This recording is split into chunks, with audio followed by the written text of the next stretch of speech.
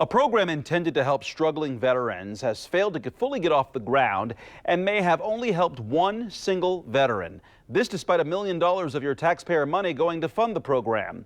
WRTV Investigates Kara Kenny is digging into what happened and uncovered a new effort to save the veteran initiative. Veterans with traumatic brain injuries and post-traumatic stress disorder can benefit from hyperbaric oxygen therapy. They're put in a chamber with 2 to 3 times the normal air pressure, and the treatment can help heal their brains. That's why Brigadier General James Bowerly pushed to create a program for Indiana veterans back in 2017. The state legislature appropriated $1 million 3 years ago, but WRTV Investigates has uncovered only $272,000 has been spent. In my mind, that's a big red flag. And I can't imagine that.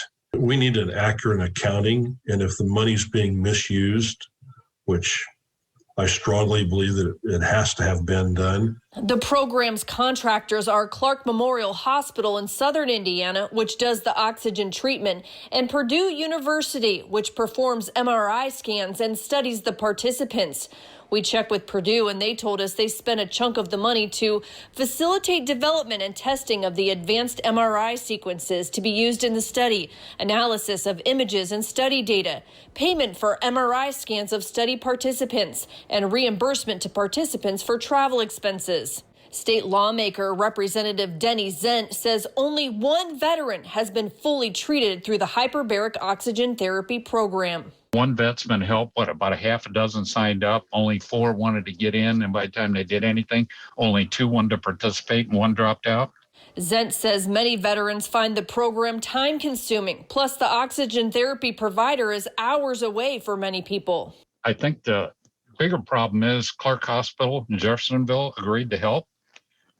That's a long drive for anybody that doesn't live. And, there are people from Kentucky and Tennessee are probably closer to that than people from northern Indiana.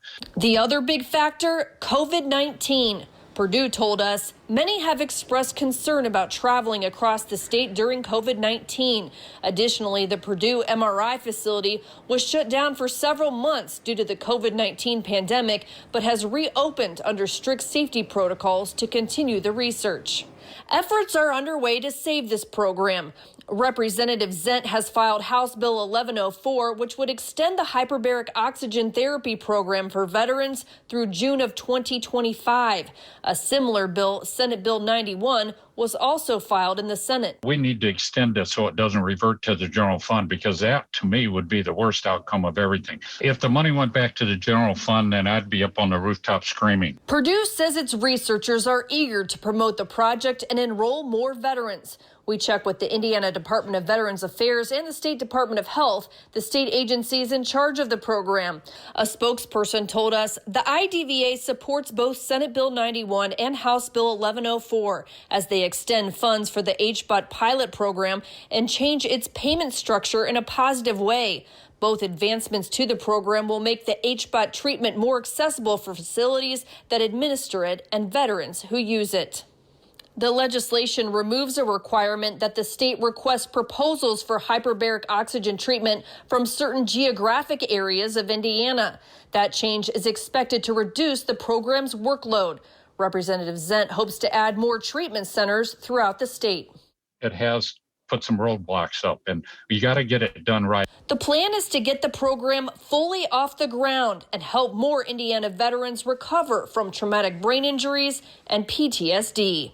Working for you, Kara Kenny, WRTV. Well, we reached out to Clark Memorial Hospital, and we are still waiting to hear back. The legislation is scheduled for a hearing on Tuesday.